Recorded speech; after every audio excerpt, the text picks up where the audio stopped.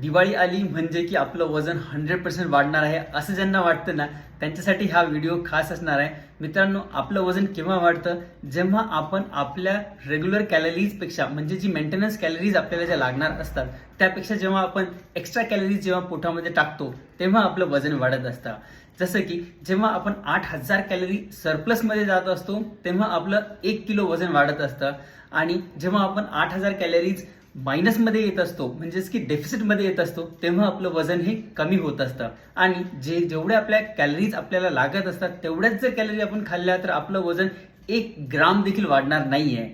ठीक आहे. तर मित्रांनो, जर तुम्हाला दिवाळीचा फराळ एन्जॉय करत करत तुमचं वजन वाढू द्यायचं नसेल तर तुम्हाला सगळ्यात पहिली गोष्ट एक करायची आहे, तुमचा मेंटेनन्स कॅलरीज किती लागतात तुम्हाला या तुम्हाला कॅल्क्युलेट करायच्या आहेत. जनरली आपण जर बघितलं तर 2000 ते 2300च्या आसपास कॅलरीज आपल्याला ह्या लागत असतात.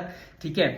आणि जेव्हा आपण दिवाळीचा एक फराळ मस्तपैकी खात असतो, चिवडा, लाडू, शेव या सगळ्या गोष्टी, तेव्हा त्या ऑलमोस्ट 500 ते 650च्या आसपास त्या जात असतात. ठीक आहे. आणि जर तुम्ही फराळ केला त्यानंतरचा जो तुमचा डाएट आहे त्याला जर तुम्ही बॅलन्स आउट केलं तर तुमचं डेफिनेटली वजन अजिबात नाही वाढणार आहे. सो थोडासा आपल्याला इकडे इंटेलिजंट वेने काम करायचं आहे जेणेकरून आपलं वजन वाढणार नाहीये आणि आपण दिवाळीचा फराळ देखील आपोआप एन्जॉय करू शकू.